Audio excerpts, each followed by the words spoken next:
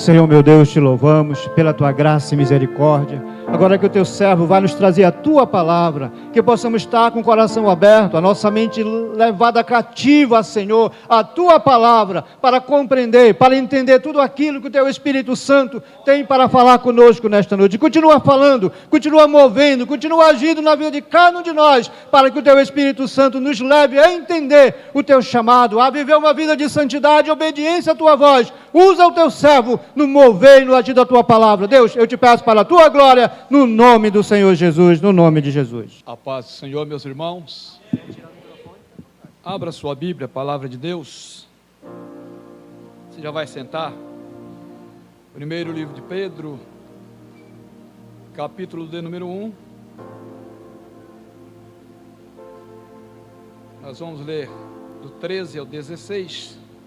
Antes de mais nada, me sinto honrado por esta oportunidade de estar com os irmãos mais uma vez. Estivemos ontem ali no São José, né? Talvez alguns irmãos estiveram ali. Eu estava meio doente ainda ontem, mas hoje eu já amanheci bem, para a glória de Deus. Portanto, cingindo os lombos do vosso entendimento, sede sóbrios e esperai inteiramente na graça que se vos ofereceu na revelação de Jesus Cristo. Como filhos obedientes, não vos conformando com as concupiscências que antes havia em vossa ignorância, mas começando com aquilo que vos chamou, sede vós também santos em toda a vossa maneira de viver, porquanto está escrito: sede santos, porque eu sou santo. Amém? Podem sentar? Meus amados, o tema ele é bastante sugestivo, porque nós vivemos um tempo muito complicado no que se diz respeito ao Evangelho. Hoje se tem nas igrejas muitas correntes teológicas. Na verdade, tem algumas correntes teológicas que é baseada na esquerda, que está introduzida no nosso meio e trazendo muitos venenos para o meio do nosso povo. E aqui, Pedro, na sua época, no seu tempo, ele exorta o povo a viver em santidade. E ele começa a dizer agora que todos receberam a graça e que era para viver como filhos obedientes. E ele faz questão de falar da concupiscência que havia na vida de todos aqueles crentes no tempo da ignorância. E a concupiscência é uma palavra que se fala muito na igreja, e ela quer dizer desejo desordenado da carne. E a carne, ela é um problema muito sério, é ela que nos arrasta para os pecados, para muitos pecados. Então Pedro, ele faz questão de falar da concupiscência da carne, e ele termina o texto dizendo que era para o povo ser santo em toda maneira de viver, e ele evoca Levíticos 19, verso 2, e ele dizendo assim: porque está escrito, sede santo, porque eu sou santo. Porque no capítulo 19 do livro de Levítico, Deus fala para Moisés o seguinte: vocês sereis santos, toda a congregação. Ele não disse só os ministros, ele colocou todo mundo tinha que ser santo. Para os nossos dias é mais ou menos isso: músico tem que ser santo, pastor tem que ser santo, diácono santo, líder de departamento santo, trabalhar na secretaria, ser santo. Todo mundo tem que ser santo. Mas qual é o nosso grande problema? Nós aprendemos com esse negócio de santo. Quando se fala que um crente tem que ser santo, a gente já imagina a ideia daquela imagem de escultura, daquele boneco esculpido por mão de homem, com aquele olhar inocente assim.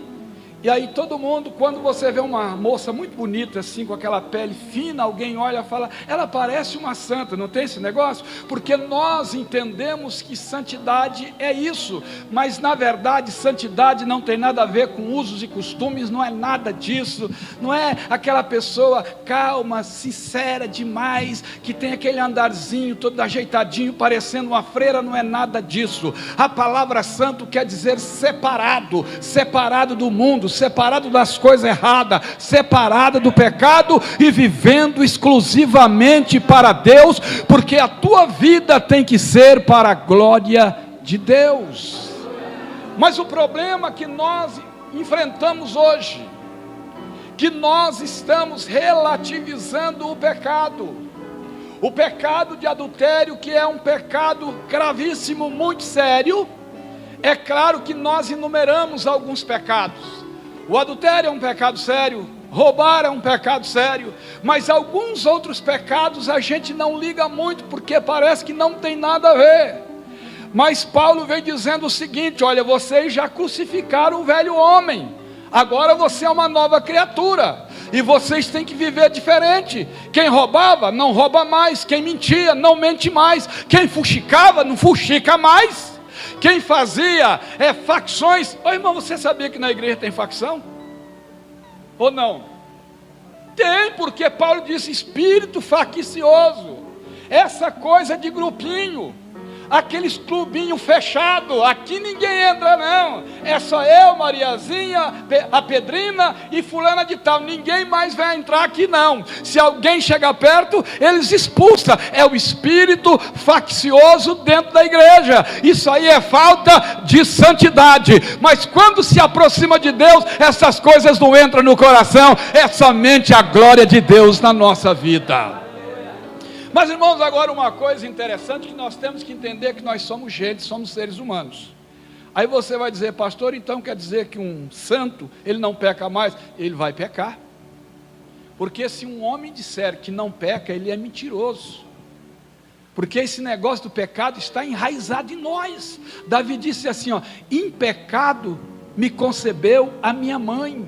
Todo homem nascido de Adão já nasce com a natureza pecadora, com a natureza crônica do pecado de Adão e Eva. Pode fazer bebê de proveta, inseminação artificial, já nasce com a natureza crônica do pecado de Adão e Eva. Isso passou de gerações para gerações. Então nós somos cheios de falhas, de defeitos. Nós temos falhas morais, nós temos falhas de todos os jeitos. Mas o que é que a gente tem que fazer? Naum explicou para a gente, o tentador já está à porta. Fortalece bem o seu caminho. Então faz o seguinte, onde você perceber que é vulnerável, tranca bem essa porta e não deixa o pecado entrar, porque melhor é servir a Deus do que servir ao pecado. Mas infelizmente nós baixamos a guarda por causa de falsos ensinamentos. Hoje nós temos um ensinamento chamado de livre graça, é o evangelho do amor. Deus é amor, Deus é amor, e Deus é amor. Deus é amor, mas Deus também é justiça. Paulo disse assim, cuidado, porque Deus é vingador destas coisas. Deus, ele é amor, mas também é vingador daquele que profana o teu santo nome. Porque Salomão disse, olha, tudo que estiver diante dos teus olhos faça, tudo que estiver no teu coração faça, não negue nada dos desejos que você tem, porém Deus trará tudo isso a juízo. Um dia você vai prestar conta de tudo que você faz com a tua vida. Então Pedro vem e ensina, viva desse jeito, seja santo, porque no final tudo vai dar certo, Deus será glorificado sobre a tua vida. E Paulo, ele vai mais distante ainda, quando ele escreve à igreja dos Filipenses, no capítulo 2 e verso 15, ele fala até de uma forma poética, e eu gosto deste versículo demais, que é 2 e 15, que ele diz assim, ele é muito comprido, eu vou preferir ler, Filipenses 2 e 15, alguém achou aí? Alguém achou? Para que sejais, olha aqui, para que sejais irrepreensíveis, filhos de Deus inculpáveis, no meio de uma geração corrompida e perversa, na qual resplandeceis como astros no mundo. Quer dizer, Paulo estava dizendo, no meio desta geração corrompida, vocês, filhos de Deus, têm que ser inculpáveis, irrepreensíveis, e têm que brilhar como a estrela, brilhar como o sol e brilhar como a lua. O crente não tem brilho próprio. O brilho do crente é dado por Deus. Quando você se aproxima de Deus, o brilho de Deus reflete nas outras pessoas que você é filho de Deus. Você não tem brilho próprio. Esse brilho só acontece numa aproximação profunda de Deus. Quando Jesus ora pelos seus discípulos, no capítulo 17 de João 17, ele diz: santifica-os na verdade, a tua palavra é a verdade. Quer ser santificado? Viva a verdade, viva a palavra, ela produz santidade nas nossas vidas. Oi, mãe, hoje está tão fácil de ler a Bíblia, né? Hoje tem Bíblia da mulher, Bíblia do ministro, Bíblia do jovem, Bíblia do adolescente, Bíblia do separado, Bíblia do divorciado, Bíblia do desmantelado. Tem Bíblia para todo mundo hoje. Lá em São Paulo tem uma rua chamada Conde de Sarzeda, lá vende Bíblia. Tem Bíblia para tudo que você, do jeito que você quiser tem. Tem Bíblia para tudo, então você não pode mais ter desculpa para não ler a Bíblia. E a Bíblia, ela é alimento, e quanto mais você lê a Bíblia, mais você se aproxima de Deus. Porque a Bíblia é a revelação profunda da glória de Deus. Agora entenda uma coisa, quando Pedro, ele usa essa expressão, sede santo como eu sou santo, porque está escrito, sede santo porque eu sou santo, porque no Velho Testamento, se vocês derem uma olhada naquele culto, era um culto cheio de temor e de reverência. Logo na entrada, já tinha o altar do sacrifício, o camarada já chegava vendo um animal sendo sacrificado e o seu sangue sendo derramado, dizendo para o pecador assim: aquela vítima ali tinha que ser você por causa do teu pecado, mas o animal inocente está morrendo no teu lugar, já prefigurando o sacrifício de Jesus Cristo. Então havia muito temor. Então ali Deus estava dizendo o seguinte: eu não negocio com o pecado, o salário do pecado é a morte. Então eu não negocio, eu não faço vista grossa. Alguém vai ter que pagar o preço do seu pecado. Como ninguém teve condições de pagar o preço, Jesus pagou esse alto preço do nosso pecado. Ele que pagou esse alto preço. Então Pedro vem falando agora daquele que agora foi revelado pela sua graça, e a graça é favor imerecido. Você não foi salvo porque merecia, é favor imerecido. Você não merecia, mas Ele resolveu te perdoar. É duas coisas interessantes, é graça e misericórdia. Graça, favor imerecido. E a misericórdia, você é digno de punição, mas Deus não te pune por misericórdia. Nós éramos dignos de punição, mas Ele resolveu nos perdoar e nos dar um passaporte para a vida eterna. Vale a pena ser santo, pastor? Vale a pena. É difícil ser santo? É, no meio de uma geração como essa. Você trabalha numa empresa que só tem gente atribulado. A minha filha, por exemplo, ela trabalha numa empresa que lá tem esse negócio de linguagem neutra. Imagine isso, irmão, que negócio de todes. Não sabia nem que todes era, pelo amor de Deus. Tem esse trem lá, negócio de todes, não sei o que, linguagem neutra. E ela falou: pai, o negócio lá é uma tribulação, viu? Só que eles olham para mim, já sabem que eu sou crente, nem vem para perto de mim. Aí tem uns que ficam lá provocando, falando uns negócios lá, e eu fico na minha, não estou nem aí, não vou entrar no jogo deles não. Então é difícil. Você entra numa repartição pública quando vê que você é crente, porque, irmãos, o mundo não gosta de você não. Não fica pensando isso não.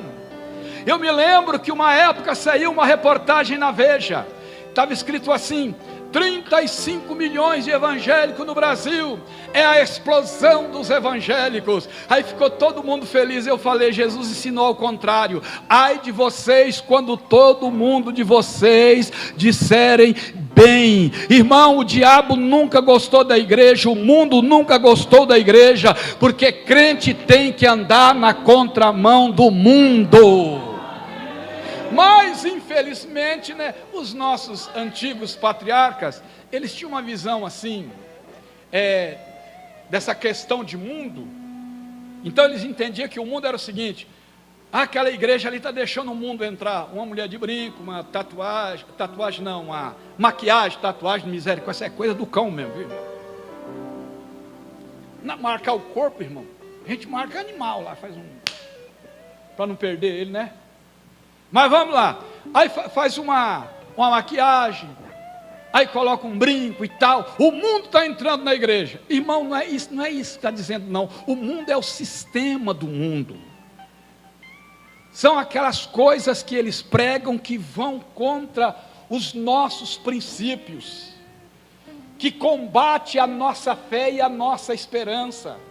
Estão falando até de reescrever a Bíblia e tirar da Bíblia os textos de ódio. Deus não tem raiva de ninguém não, irmão. Deus diz assim: olha, eu proponho 2 caminhos, o da morte e o da vida. Quer viver? Escolhe o da vida, que é o melhor caminho. A Bíblia não é um livro de ódio, ela é uma carta de amor de Deus para a humanidade. João 3,16 é a maior expressão de amor de Deus com o ser humano. Irmão, Deus não tinha obrigação nenhuma de salvar você, nem eu, mas Ele salvou, mesmo que fosse um só pecador que tivesse nesse mundo, Jesus tinha morrido na cruz do Calvário. Mas este mundo que a Bíblia diz, é os costumes do mundo, e esses costumes que o mundo quer implantar no seio da igreja, nas novelas você vê no meio político, nas ideologias e por aí vai. São várias vertentes que tentam se penetrar no nosso meio. Eu já disse aqui, tem alguns crentes que têm muito pensamento da esquerda. Você vê na conversa dele. Por exemplo, quando você fala um negócio de santidade, sabe o que eles falam para a gente?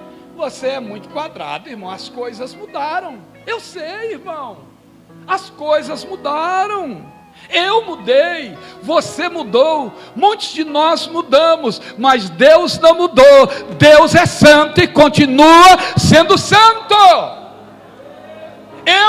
Irmão, eu não tenho que agradar a plateia, eu não tenho que agradar os meus amiguinhos, os meus coleguinhas, para eu não ser mal interpretado. Eu não sou nenhum Sansão da vida, que quero andar na modernidade para não desagradar. Irmão, se for para agradar a Deus, que fique desagradado comigo, mas eu quero agradar o Deus Todo-Poderoso.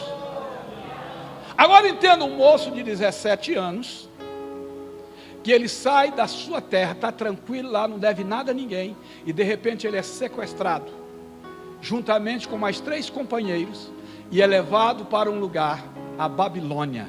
Vocês sabem o que é a Babilônia?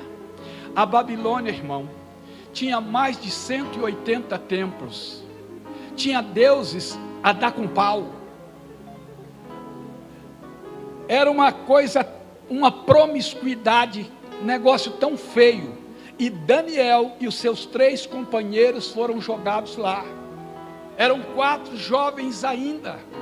Eles perdem a sua terra, eles perdem a sua lei, eles perdem os seus amigos, ele perde as suas correntes de amizade e é jogado naquele ambiente. Há um ensinamento que diz que o homem é produto do meio, o homem é influenciado pelo meio em que ele vive, mas Jesus ensinou diferente. Vós sois o sal da terra e a luz do mundo. O sal dá o tempero e a luz é que põe a treva para correr, diferente.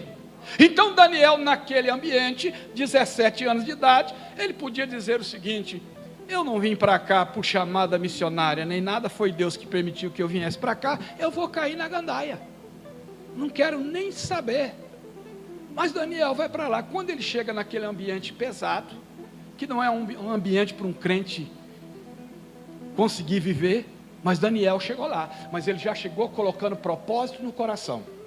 Porque a primeira coisa que fizeram, levaram eles para o palácio, para servir ao rei, porque eles eram de linhagem real, então eles foram para lá. E chegando lá, a primeira coisa que fizeram, mudaram o nome dos 4 meninos. Daniel, Beltesazar. Sadraque, Mesaque e Abidnego era Ananias, Azarias e Azael. Eles glorificavam o nome do Deus Criador dos céus e da terra. Agora os seus nomes faz relação a deuses pagãos da Babilônia. Imagina isso. Vamos lá, trocou de nome.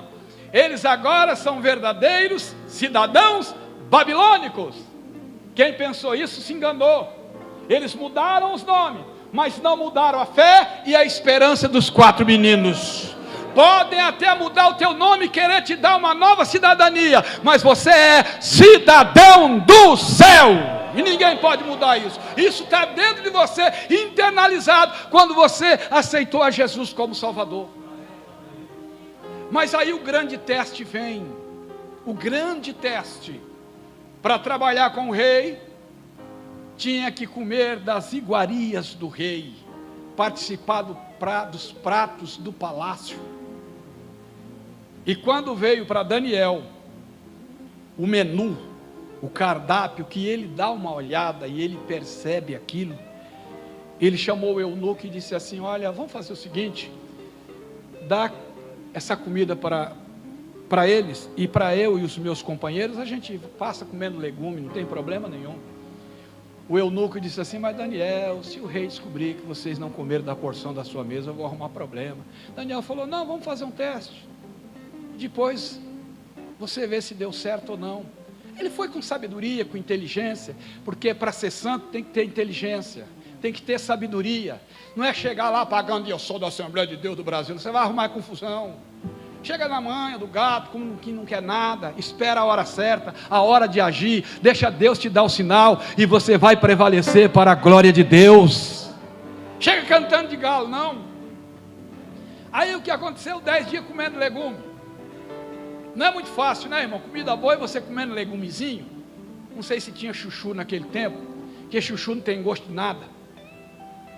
Quando passou 10 dias, vamos fazer o teste. Testaram Daniel e seus companheiros, foram achados mais sábios do que os seus outros comedores de comida sacrificada. Aí o texto termina dizendo assim, que Deus deu graça a Daniel aos olhos do eunuco. O que eu quero te dizer é que se você quiser levar uma vida de santidade, Deus vai te dar a graça necessária para vencer este mundo, para vencer as tentações deste mundo. Não fica pensando você que o diabo só tenta jovem não, viu? O diabo tenta muita gente, não tem faixa etária. O homem está num jogo de interesse entre Deus e o diabo, e não importa a idade, o diabo quer te atrapalhar. Então, irmão, vamos ganhar essa batalha. O diabo tem que perder, e Deus tem que ser exaltado nas nossas vidas. Deus dá a graça necessária. Deus não vai exigir de você ser santo e não te dá a graça para vencer as suas crises, as suas tentações, porque a tentação vem. Não tem um hino que a gente canta: tentado não ceda, e ceder é, está vendo? A tentação vem, agora cabe a você ceder ou não. José não foi tentado, o que ele preferiu? Ele preferiu resistir, ele correu, saiu correndo, foi preso, pagou um alto preço, mas aquilo para ele redundou numa bênção muito grande, porque ele foi fiel, ele foi sincero, e ele venceu aquela tentação. Aí esse mesmo Daniel, com esses mesmos 3 companheiros, eles vão ser submetidos a outros testes, irmão, na Babilônia, porque o crente é atestado a cada momento. Em qualquer lugar que o crente estiver, ele é tentado. Ele é tentado no trabalho, ele é tentado na escola, ele é tentado nas condições, é tentado em todo lugar que tem crente, tem tentação.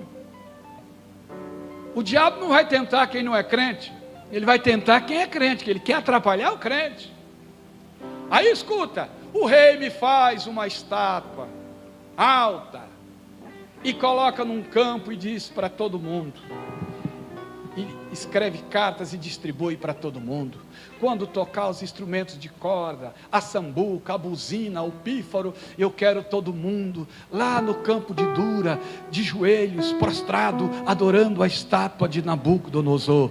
Quando tocou os instrumentos de corda, meu irmão, todo mundo correu para lá. Sadraque, Mesaque e Abednego não arredou o pé, ficou no mesmo lugar. Então alguém saiu correndo e disse: mestre, majestade, todos estão no campo de Dura, menos 3, Sadraque, Mesaque e Abednego. Alguém já me perguntou onde estava Daniel. Eu não sei, a Bíblia também não fala, eu não posso te explicar, mas eu sei que é Sadraque, Mesaque e Abednego. Então o rei manda chamar. Quando o rei chama, o rei diz o seguinte: vem aqui, ô Sadraque, Mesaque e Abednego, é de propósito que você não quer adorar a minha estátua? Eles disseram assim: não, nós não vamos adorar a tua estátua. Eles vão fazer o seguinte: desta vez passa, mas da próxima vez vocês adoram. Ele disse: nós não vamos adorar, porque o Deus a quem nós servimos, Ele vai nos livrar da sua mão e vai nos livrar da fornalha de fogo ardente. O rei ficou indignado, a Bíblia diz que o semblante dele mudou, ele ficou revoltado, ficou com raiva daquela afirmação, e mandou aumentar o fogo da fornalha 7 vezes mais. Irmão, para pentecostal, quanto mais fogo colocar, melhor ainda. Quanto mais fogo tiver, aí que a coisa fica boa. E mandou chamar os sátrapas, que eram aqueles caras grandão, e pegou Sadraque, Mesaque e Abednego, com seu chapéu, com seus calções, chapéu, calção, e amarrou e jogou na fornalha de fogo ardente.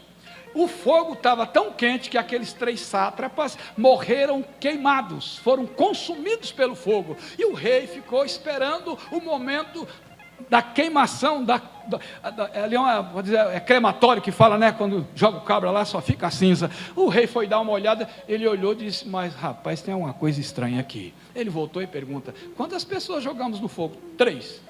Só que está diferente, eu estou vendo, é 4 lá dentro. E o quarto é diferente, é semelhante ao filho dos deuses. Eles estão passeando por cima do fogo e nenhuma lesão há neles. Ô irmão, deixa eu te dizer uma coisa: quando você faz voto de santidade, de viver na presença de Deus, Deus sempre vai cuidar de você na aflição. Deus sempre vai cuidar. Aí o rei doidou e disse: manda tirar esses 3 para fora. Tiraram os 3. A única coisa que o fogo queimou foram as cordas que amarrava Sadraque, Mesaque e Abednego. Não está escrito, mas eu posso pensar. Acho que Deus falou assim: só queima as cordas, não queima eles, nem o chapéu, nem o calção, porque eu não gosto de crente amarrado, não. Porque tem muito crente amarrado com as coisas do mundo, amarrado com o pecado. Vocês conhecem a história de dois camaradas que foi para uma cidade e bebeu a noite inteira. Aí vieram bêbados e foram atravessar o rio para ir para a cidade deles. Aí pegaram o barco e começaram a remar para atravessar o rio para ir para casa. Quando o dia amanheceu, um olhou para o outro e falou: rapaz, nós remamos a noite inteira e ainda estamos do lado de cá. Falou: mas como assim? A gente esqueceu de desamarrar o barco. Então crente amarrado é assim, nunca vai atravessar o rio, não. Vai ficar sempre no mesmo lugar. Mas por favor, se tiver alguma corda ainda te amarrando, Deus vai queimar essa corda aqui nesta noite, e Deus será glorificado mais uma vez. Mas olha, irmão, olha o que causa em um lugar, em uma nação, um crente sincero e verdadeiro. Agora imagine 3 crentes. O rei disse assim: me traz papel e caneta. E ele lança agora uma emenda provisória, por decreto: a partir de hoje, eu quero que vocês temam e tremam diante do Deus de Sadraque, Mesaque e Abednego, porque eu não conheço um Deus que pode livrar como este. Você conhece algum? Eu também não conheço. Eu só conheço o leão da tribo de Judá, a resplandecente estrela da manhã, a estrela de Davi, o poderoso de Jacó, o Cristo da nossa salvação. Eu só conheço um. Vale a pena, irmão, vale a pena. Mas é claro que eles vão ser testados mais uma vez. O diabo não desiste, né? O diabo é insistente. Agora é a vez do Daniel. Daniel, um homem sincero, chegou na Babilônia com 70 anos, com 17 anos, cresceu na Babilônia, fez sucesso, ele e seus companheiros, por causa da sabedoria que eles tinham, das revelações que tinham também. Mas chegou uma hora que todo mundo começou a ficar com inveja de Daniel. E cuidado com o negócio de inveja. Inveja é uma coisa muito séria. É uma coisa séria. E eles, com inveja de Daniel, queriam prejudicar Daniel. Mas aí diz que procuraram a vida dele, fizeram uma devassa na vida de Daniel, e procura coisa daqui, coisa dali, e não acharam nada, porque a Bíblia diz que Daniel não tinha vício. Mas ele descobriu que Daniel tinha um defeito. Olha o defeito de Daniel: orava 3 vezes por dia. Olha o defeito do cara. Aí falaram: pronto, a gente arrumou um defeito, vamos pegar ele nesse defeito aí, vamos lá. Fizeram um edito, mandaram para o rei assinar, que durante 30 dias ninguém podia pedir nada para ninguém que não fosse o rei. Tinha que pedir só para ele. Se pedisse para outra pessoa, ia ser jogado na cova dos leões. E chegou na mão de Daniel o edito. Daniel olhou e falou: rapaz, vou ficar 30 dias em jejum sem orar, sem falar com Deus? Posso não, isso aqui é pesado demais para mim. Ele foi lá para o seu quarto, abriu a janela do seu quarto e começou a dar graça diante de Deus. Porque Daniel não parava de orar nem por decreto, irmão. Não parava de orar nem por decreto. E está lá com a janela aberta, orando, dando graças a Deus, acho que dizendo assim: agora eu sei que eu morro, mas parar de orar eu não paro. Pode me jogar na cova dos leões, eu viro comida de leão, não tem problema não, mas pelo menos eu não deixo de orar, porque orar é bom demais. Aí, meu amigo, alguém correu e disse: majestade, eu tenho um problema com o senhor. Qual é? O problema é que o tal do Daniel lá está lá orando, ele está pedindo o Deus dele as coisas lá. Vai lá chamar o Daniel. Daniel veio. O rei triste, chateado, porque gostava de Daniel. Daniel era um camarada, gente boa demais, e o rei era apaixonado por Daniel. Falou assim: Daniel, fica tranquilo, o Deus é quem tu serve, vai livrar você da minha mão e vai livrar você da cova do leão. Porque o rei não podia revogar, ele tinha assinado com o seu anel, tinha decretado, ele não podia mudar o decreto. Era 30 dias. Aí lá vai Daniel para a cova dos leões, era um criatório, tinha mais ou menos 70 leões. Aí levaram Daniel para lá, e o rei foi para o seu quarto, ficou a noite inteira sem comer, sem beber, sem ouvir música, triste, chateado por causa de Daniel. E mais ou menos eu entendo que foi assim, quando Daniel chegou na cova dos leões, que empurraram Daniel lá dentro para os leões comer. Quando jogaram Daniel lá para dentro, eu acho que o anjo gritou lá de dentro: Daniel, fica tranquilo, nós estamos aqui, todo mundo em jejum, aqui ninguém come enquanto você estiver por aqui. Aqui está todo mundo em consagração. Porque, irmão, em cova que tem crente fiel e sincero, pode ter certeza, leão vai ter que passar fome. Deixa Satanás passar fome, mas não dê comida para ele não, crente. Irmão, esses leões passou apertado a noite inteira, viu? Lambendo os beiços, e o anjo ali do lado guardando Daniel. O dia amanheceu. É que pregador gosta de dar umas parafraseadas, viu? Mas não é heresia isso não. De manhã cedo, o rei levantou: vou lá ver o que aconteceu com o meu amigo. Ele veio com a voz meio embargada, achando que não ia ouvir Daniel. Ele gritou: Daniel, servo do Deus Altíssimo, ô rei, vive o Senhor e vive a tua alma. Deus achou inocência em mim e mandou o teu anjo e fechou a boca dos leões. Eita glória!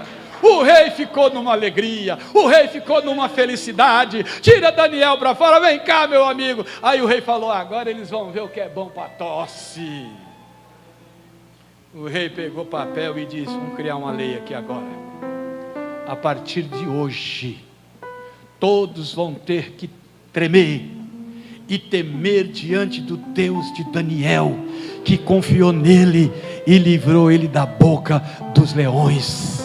E mandou pegar os fofoqueiros, acusadores, pega todo mundo e joga na cova dos leões agora. Sabe que a Bíblia diz? que eles nem tinham chegado no fundo da cova, os leões já estavam devorando todo mundo. Acho que o leão pensou, um olhou para o outro e falou: o quê? A noite inteira tinha filé mignon, a gente não pôde comer, agora vai essa carne dura aí mesmo de terceira, não tem problema nenhum. Vamos matar a nossa fome. Ser fiel, irmão, que Deus te defende. Viva em santidade, que Deus te defende.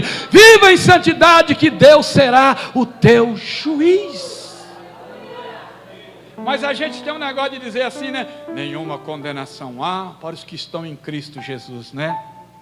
Mas Paulo disse assim, que não anda segundo a carne, mas segundo o Espírito. É tão bom a parte só A do versículo, né? Mas a parte B já dá uma mudada na gente, né? Quer dizer, não há condenação para quem anda em Cristo Jesus.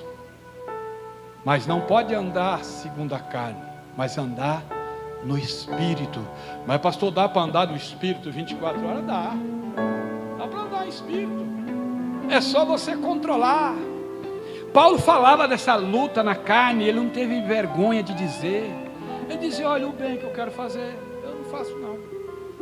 Agora o mal está sempre diante de mim. Ele chega a dizer: miserável homem que sou, quem me livrará do corpo desta morte?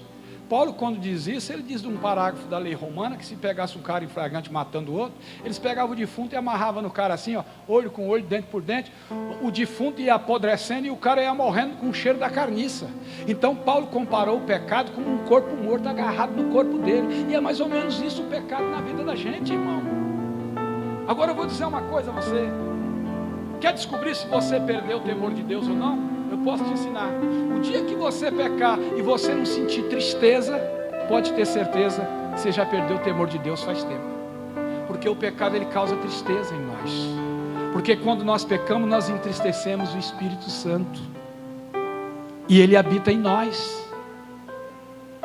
E ele se entristece. E essa tristeza, ela começa a exalar na nossa vida. Então, quando você peca e você não sente que você pecou, alguma coisa está errada. Está precisando de uma renovação espiritual. Você ofende alguém e não tem vontade de pedir perdão para aquela pessoa que você ofendeu, alguma coisa está errada. Você comete um equívoco e não tem vontade de ir lá e resolver aquela questão, tem alguma coisa errada na sua vida. Você perdeu o temor de Deus. E esse negócio de temor de Deus é uma coisa tão séria, que o povo de Israel viu Moisés subir no monte. Quando eles viram uns trovão lá, meu amigo, eles saíram correndo e chegaram para Moisés e falaram: Moisés, pelo amor de Deus, se você falar com a gente, tudo que você falar, a gente obedece, mas não manda Deus falar com a gente não, que nós não quer papo não, deixa Deus longe para lá, fala você com a gente. Está lá em Deuteronômio isso. O povo ficou assombrado. Sabe o que é isso? Temor, não é medo, é reverência, irmão, a Deus. Temer a Deus, Salomão disse, é o dever de todo homem. Salomão disse: o temor do Senhor encaminha para a vida, quem o tem ficará satisfeito e não lhe visitará mal algum. A gente tem que parar com essa coisa: meu coração não me condena. Irmão, não anda pelo coração não. A Bíblia diz que enganoso é o coração do homem, quem o conhecerá? Salomão disse: de tudo que se deve guardar, guarda as portas do teu coração, porque dele procede as saídas da vida. Um dia estão os discípulos lá comendo sem lavar a mão, aí vem um fariseu e falou assim: ei, peraí, comer sem lavar a mão, seus discípulos não lavam a mão para comer? Não, rapaz, isso é pecado. Jesus olhou e falou: mas vocês estão invalidando a lei de Deus pela tradição de vocês? Comer sem lavar a mão não é pecado, simplesmente pode ser uma falta de higiene. Porque o que contamina o homem não é o que entra na boca, mas é o que sai de dentro. Porque o que sai de dentro do homem sai do coração. É do coração que sai adultério, mentira, homicídio, tudo que não presta sai do coração do homem. É do coração que sai tudo que não presta. É por isso que Salomão disse: guarda as portas do seu coração. Tem até um hino que a gente canta, né? Guarda o meu coração. Outro canta assim: dá-me um coração igual ao teu, Jesus. Você queria ter um coração igual ao de Jesus? Eu também queria ter, irmão. Eu também queria ter. Coração disposto a obedecer. Olha, é o que mais? cumprir todo o seu querer, coração igual a Jesus. Aí cantamos aqui hoje, como Zaqueu, eu quero subir o mais alto que eu puder, só para te ver e olhar para ti. Aí depois ele vem dizendo assim: entra na minha casa, entra na minha vida, abala as minhas estruturas, sabe, essa coisa toda, produz em mim santidade. Irmão, peça e Deus vai fazer isso na tua vida, porque Paulo disse em Colossenses 4:3, Paulo disse assim: santidade, esta é a vontade de Deus. A vontade de Deus é que nós sejamos santos. Mas muitas das vezes o crente passa por provas que são difíceis. Um certo homem, crente sincero, verdadeiro, homem de Deus, ele tinha uma vinha, e a vinha do homem de Deus era do lado, ele era vizinho do casal mais ímpio dessa terra que já existiu, um tal de Acabe com uma mulher chamada Dona Jezabel. Ô casalzinho atribulado. Trouxeram um surto de idolatria para Israel e foi um negócio feio, irmão. Aí o Acabe tinha uma vinha, e a vinha estava em flores, estava aquele negócio cheiroso, exalando aquele cheiro maravilhoso. O Acabe passou, deu uma olhada e disse assim, foi lá: ô Nabote, você não quer vender a sua vinha para mim não? Estou a fim de comprar. Eu quero fazer uma horta, ela está do lado do meu palácio mesmo, já fica mais fácil para mim. Escuta aqui, irmão, a vinha só podia plantar uva. Inclusive na vinha você não podia pôr 2 tipos de semente, porque a outra semente ela profanava a vinha, era a lei de Moisés. E ele queria na vinha plantar, fazer uma horta. Horta você põe tudo que você quer: pepino, cebola, que mais? Nabo, rabanete, hortelã, põe cebolinha, coloca tudo. E o diabo queria fazer uma salada da vinha de Nabote. O diabo quer fazer salada na tua vida, mas aqui ele já perdeu, porque a vitória é nossa pelo sangue de Jesus. Aí ele foi lá e falou com Nabote. Nabote, como todo bom crente, falou assim: escuta aqui, eu acho que ele não falou isso não, mas se fosse eu tinha falado: tem alguma placa aí de vendas por acaso? Está em alguma imobiliária por acaso? Mas ele só disse assim: essa vinha é presente do meu pai, não é para negócio, não é para negociar. A vinha do papai não é para fazer negócio. Aí escuta, ele foi para casa triste, chateado. Aí chegou a mulher em casa: o que foi, marido? É que eu queria comprar a vinha do Nabote aqui do lado, ele não quis vender para mim, estou chateado. Para com isso, rapaz, vou mostrar para você quem é que manda aqui. Pode levantar daí, fica alegre, vai festejar que eu vou dar um jeito. Ela arrumou lá, irmão, um culto e colocou coitado do homem para dirigir o culto. O Nabote dirigindo o culto na maior inocência, sem saber de nada. Ela arrumou testemunhas falsas que acusou Nabote de ter profanado, de ter pecado contra Deus. O coitado do homem foi apedrejado inocentemente por causa de uma vinha. Só que Deus não deixou barato não, viu? Deus não deixou barato. Quando ela falou assim: vai lá e pode tomar posse da vinha, porque o seu inimigo já está morto. E ele levantou todo faceiro para ir tomar posse. No meio do caminho, Deus chamou o profeta Elias e falou: cerca ele no caminho, entrega uma mensagem para ele. Quando ele vai passando, falou: escuta aqui, assim diz o Senhor: no mesmo lugar que os cães lamberam o sangue de Nabote, os cães vão lamber teu sangue também, tá bom?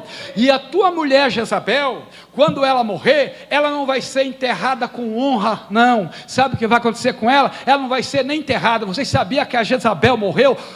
A carne dela desapareceu assim, apodreceu de uma hora para outra, que não sobrou nem osso para ser enterrada. Irmão, se você é santo, fica tranquilo, até depois de morto, Deus vai guardar aquilo que é teu. Até depois de morto, Deus vai proteger aquilo que é seu. Mas a gente acha que não vale a pena levar uma vida de santidade, não. Eu lembro do nosso irmão Eliseu. Ô, cabra bom, queria ter andado com Eliseu, hein?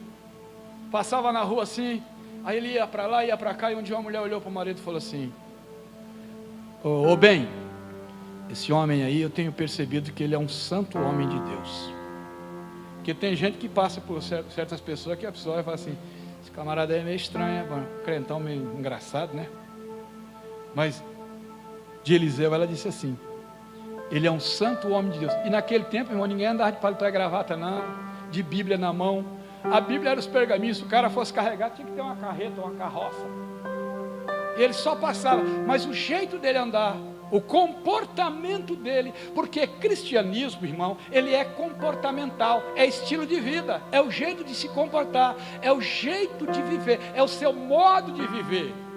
As pessoas olham, porque, irmão, não é a minha pregação que referenda a minha vida de santidade, não é os meus dons espirituais, porque tem gente que só porque sapateia, todo mundo pensa, ele é o maior santarrão da igreja, o maior santão, né? Porque santarrão é pecador, é o maior santão, não é isso que referenda, não, porque na verdade Deus é quem conhece quem é santo, de verdade, porque a nossa santidade, ela tem que exalar alguma coisa de Cristo na nossa vida. As pessoas têm que olhar e ver Deus em você. E esta mulher passava e via Deus em Eliseu. E ele era homem sincero. E você vai saber por quê. Este Eliseu, ele foi o sucessor de Elias, não foi? Elias foi tomado num carro de fogo, e ele pegou a capa, colocou no cangote, e tornou-se o profeta Eliseu. Elias fez tantos milagres, mas aconteceu algo com Eliseu, que nunca aconteceu com Elias. Eliseu morreu, como todo santo vai morrer, e a má notícia que eu vou te dar, que você também vai morrer, e eu também vou morrer. Aí vamos lá, Eliseu morreu, jogaram ele numa cova, Israel está em guerra, aí morreu um soldado, e a maior desonra para um soldado israelita era morrer e não ser enterrado. Aí fizeram o seguinte, como é que nós vamos enterrar o nosso soldado aqui no meio dessa guerra? A guerra está fervendo, o que a gente vai fazer? Ah, tem a cova do profeta Eliseu aqui, joga esse soldado lá dentro mesmo, joga nessa cova aí. Pegou o soldado mortinho da Silva, jogou lá dentro. Quando tocou nos ossos de Eliseu, o soldado ressuscitou, meu irmão. O homem tinha santidade até no osso, meu amigo. Você até de morto ainda vai dar trabalho para Satanás, viu, irmão? Pode ter certeza disso. Vai, porque a Bíblia diz que o justo até depois de morto ainda tem esperança nele. Você já parou para pensar nisso? Até depois de morto, o justo ainda tem esperança nele. É um negócio interessante isso, né? Irmão, sabe que vale a pena viver uma vida pura, sincera, verdadeira? Sabe? O Subirá, ele falou assim, rapaz, nunca cogitou no meu pensamento de trair a minha esposa, e eu já sou casado há tantos anos, que numa reunião de líderes. Aí disse que alguém olhou para ele e falou assim, santão, hein? Ele falou, não, é temor a Deus e respeito à minha esposa. Vocês já perceberam os tipos de liderança que nós estamos tendo hoje? Como é que um camarada que lidera uma igreja fala isso para um pastor que diz que nunca traiu a esposa, chamar o cara de santão? Esses dias um amigo meu, ele está cuidando de um grupo de jovens, e queriam fazer uns negócios lá, ele falou, não, a gente tem que ensinar esses jovens a amar a Deus, ensinar a palavra. Ele falou, já vem você com religiosidade para cá? Irmão, ensinar a Bíblia é religiosidade. Jesus, quando ora pelos discípulos, ele disse assim, Pai, não peço que os tires do mundo, não tire eles do mundo não, mas guarda eles do mal. Então, Deus guarda a gente do mal, irmão, não é religiosidade não, é temor a Deus, é respeito a Deus. Se eu trair a minha esposa, eu não estou traindo somente a Deus, eu estou traindo a ela, eu estou traindo as pessoas que acreditam no ministério, as pessoas que acreditou em mim, jamais eles vão querer receber uma notícia. O João Calice que passou por aqui, irmão, pulou a cerca, irmão, que imoralidade. Eu tenho um filho de quase 30 anos da idade, já pensou como é que eu vou encarar minha filha, os meus filhos, um velho, irmão, já quase para morrer, caindo em adultério? Irmão, isso é muito vergonhoso. Um homem de 60 anos de idade, que está mais para lá do que para cá, né? Porque depois dos 40 não é mais, não, é menos. A gente canta, né? Que Deus te conceda muitos e muitos anos de vida, mas depois de 60 a gente sabe que a gente está mais perto do céu do que da terra. E não pode nem levantar muito a mão, senão Deus puxa para cima. Eu estou levantando a mão só assim, igual muçulmano, ó. Que eu tenho medo de levantar, porque a gente já está perto. E diz que, né, segundo um filósofo, diz que cada cabelo branco da gente é um embate com a morte. Tem gente que está mais tranquilo que não tem cabelo, mas tem um que tem bastante cabelo branco. Então nós estamos chegando lá. Mas, irmão, a morte é a nossa grande certeza. É a nossa grande certeza, é a morte, é a única certeza que nós temos. Mas então vamos viver esta vida, irmão, com integridade, com verdade, com santidade, com alegria. Irmão, ser crente não é peso para ninguém. Eu vejo alguém reclamando, irmão, ser crente é muita cobrança, irmão. É cobrança nada, irmão, pelo amor de Deus. Irmão, eu aceitei Jesus em 1989. Não podia usar calça jeans, que era pecado, irmão. Se entrasse um irmão de bigode na igreja, irmão, coitado. Paletó rachado, misericórdia. De brinco, televisão, rádio. Irmão, nós passamos tempos difíceis. O senhor não, mas sua mãe desse tempo meu. Não é verdade, irmão? Era caixinha do diabo, o rádio. Eu sou desse tempo. Irmão, era uma luta, era uma complicação. Um dia eu estou numa igreja, eu fui cumprimentar as irmãs saíram tudo correndo. Eu fiquei pensando, o que aconteceu? Não, porque aqui não pode cumprimentar as irmãs, não. Eu digo, rapaz, eu já pequei então. Outro dia eu fui numa igreja, sentei de um lado que tinha irmã, me expulsaram de lá, porque as irmãs tinham que sentar de um lado e os irmãos do outro. Agora, irmão, me desculpe, porque eu sou um português meio rasgado. Agora, um crente que não consegue sentar perto de uma irmã na igreja e ficar sem pecar, esse cara não é crente não, irmão.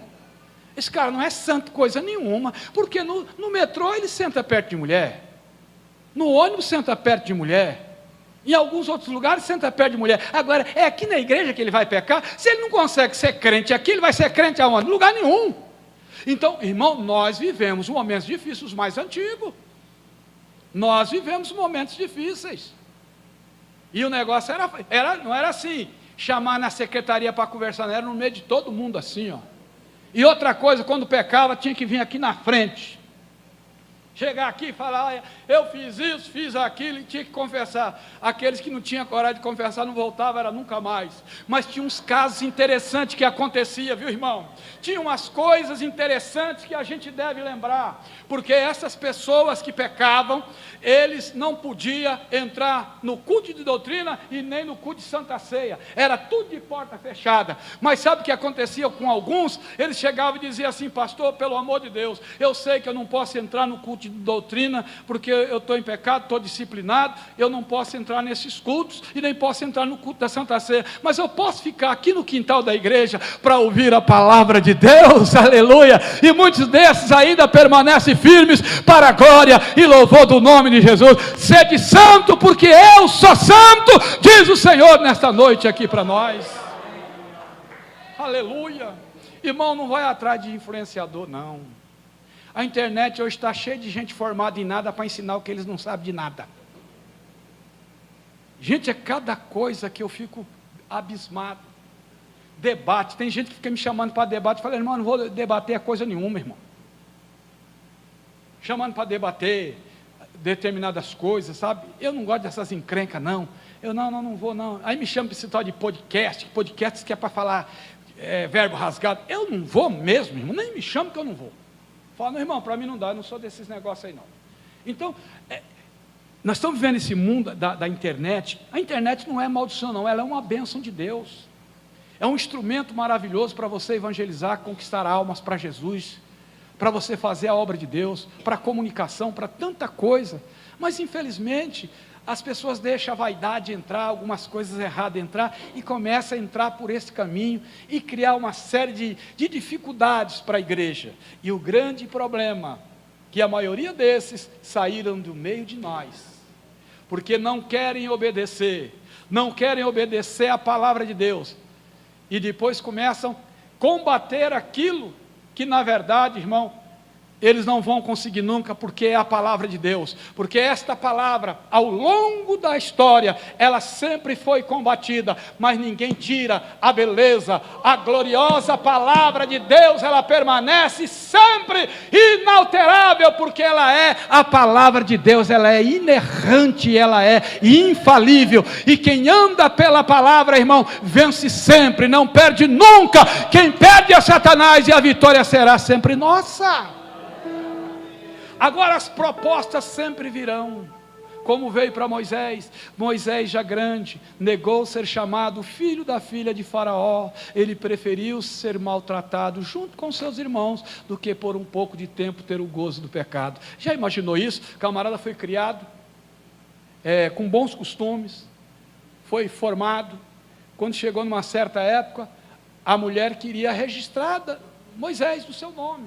Ele disse: não quero não, eu não sou egípcio não, eu nasci aqui, mas eu sou israelita, eu tenho uma promessa, eu não aceito não, eu prefiro ser maltratado com os meus irmãos. E a Bíblia diz que foi pela fé, irmão, e para viver em santidade tem que ter fé, se não tiver fé, não vence. E sabe o que a Bíblia diz? Segui a paz com todos, e a santidade sem a qual ninguém verá ao Senhor. Aí alguém disse assim para mim, né, um parente meu, ele é um pregador novo que está surgindo no cenário agora. Ele disse assim para mim: ô pastor, mas e esses camaradas aí que estavam no meio da gente, que saíram agora e estão aí com essas heresias e tal, você acha que Deus ainda vai perdoar esses caras aí? Eu falo: rapaz, eu acho meio difícil, sabe por quê? Porque a Bíblia diz que ao homem herege, depois de uma ou duas admoestação, rejeitai-o, porque o tal está condenado em si mesmo. E ele disse: mas será que Deus naquele dia não vai ter misericórdia dele? Eu falei: rapaz, Deus não poupou os anjos, você acha que Deus vai poupar isso aí? O amor de Deus é diferente do nosso amor. A gente tem um negócio de jeitinho brasileiro, Deus não tem jeitinho brasileiro com ele não. Com Deus, irmão, pau é pau, pedra é pedra, não tem meias conversa com Deus não. Ele já deu a orientação, ele deixou a Bíblia, a pessoa anda pela Bíblia, sai do caminho, irmão, vai pagar o preço, não tem jeito. É lamentável, se quiser atravessar o Jordão, irmão, e cantar naquele lindo coral, tem que andar em santidade, porque a Bíblia diz que tem que ser aqueles que lavaram as suas vestiduras no sangue do Cordeiro, e terão direito de entrar na cidade pelas portas. Tem que lavar as vestes no sangue do Cordeiro, aí vai ter direito de entrar lá na cidade, a Nova Jerusalém. Oh irmão, que dia maravilhoso será aquele, né? Quando Jesus entregar a igreja para o Pai: aqui está, Pai, os filhos que tu me deste, nenhum deles se perderam, senão o filho da perdição. É isso que nós queremos ouvir, né? Mas muitos vão ouvir o seguinte, que já vão chegar cantando de galho, dizendo: em teu nome nós profetizamos, expulsamos demônio, fizemos isso, fizemos aquilo. E Jesus dizer: apartai-vos de mim, maldito, para o fogo eterno, porque eu não conheço vocês, não sei nem de onde vocês são. Então Deus, Ele nos deu uma grande chance, uma grande oportunidade, revelando a sua graça, a sua misericórdia, nos salvando, nos transportando das trevas para a luz, nos trazendo para a região celestial em Cristo, numa posição de destaque. E vou te dizer uma coisa, eu me sinto o cara mais importante do mundo, irmão, porque eu não sou qualquer um não. Sabe quem eu sou? Eu sou embaixador, porque o embaixador representa o seu país em outro país. Eu não sou daqui, eu sou de lá, eu represento Jesus aqui na terra. Eu não sou qualquer um, e você também não é qualquer um. Naquela empresa você é embaixador, representante de Cristo, você representa Cristo em qualquer repartição que você entrar, você é um representante de Cristo, irmão. Você acha que isso é pouca coisa? Então vale a pena viver uma vida de santidade. Compensa Terminando agora, já terminei umas 4 vezes, né? O grande problema desses muitos influenciadores agora, eles pegam como uma figura Davi. Porque Davi foi um grande homem de Deus, um homem segundo o coração de Deus. Mas Davi cometeu tantos erros na tua vida. Aí eles entendem o seguinte: como é que o homem segundo o coração de Deus cometeu todos aqueles equívocos? O problema é o seguinte: não é porque nós somos santos que o santo vai deixar de pecar. Só que é diferente, nós não vivemos na prática do pecado. Ao primeiro indício de pecado, a gente já vai e pede perdão.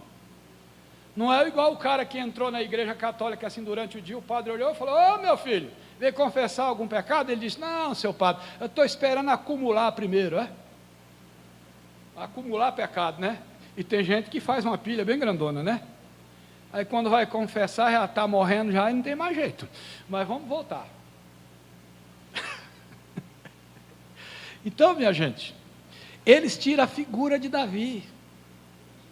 Eles dizem assim: o maior herói de vocês foi o maior pecador na Bíblia.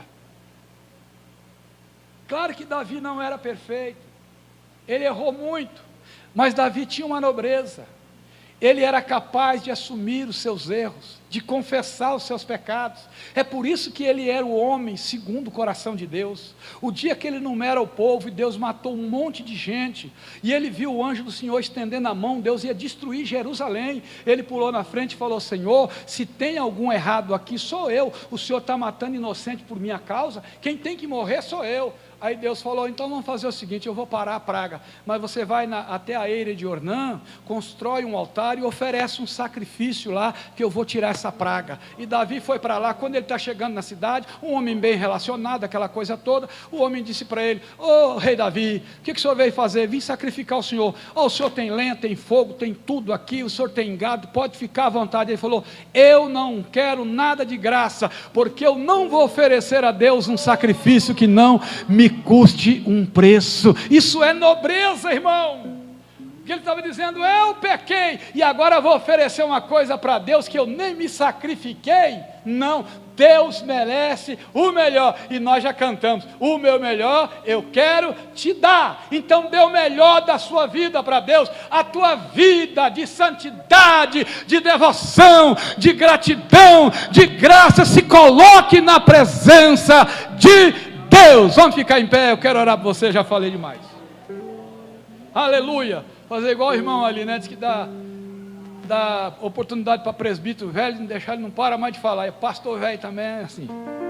Eu quero orar por você. Se Deus pediu isso para nós, não é impossível, né? Deus jamais vai pedir uma coisa para você que você não pode cumprir. E Ele pediu: sede santo, porque eu sou santo. Fecha os olhos, levanta as tuas mãos. Se tiver um cantor lá atrás que quiser cantar alguma coisa para me ajudar. Senhor meu Deus e meu Pai, preguei a sua palavra, Senhor. Um mundo tão cheio de devassidão, um mundo tão cheio de promiscuidade, de tantas ofertas ruins, meu Deus. Pai, tenha misericórdia dos mais vulneráveis, dos mais fragilizados na fé, Pai. Oh Deus, fortalece essas vidas, restaura estes corações, tenha misericórdia.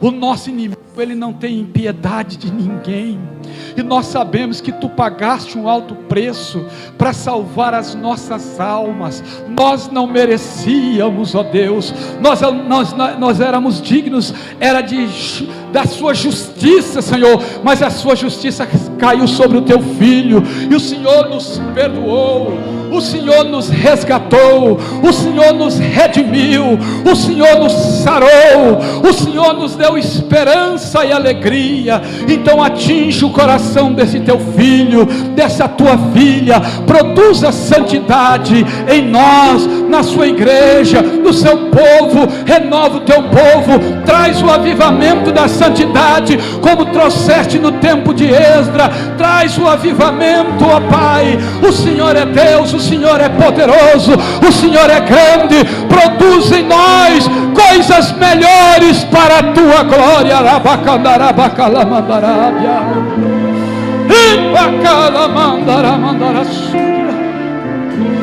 Renova os nossos dias como dantes, ó Deus.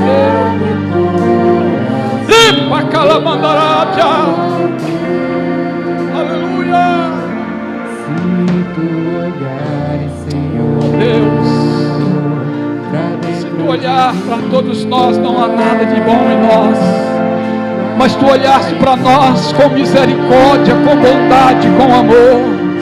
Mais uma vez eu te peço, estenda tuas mãos de bondade, mais uma vez, no nome de Jesus.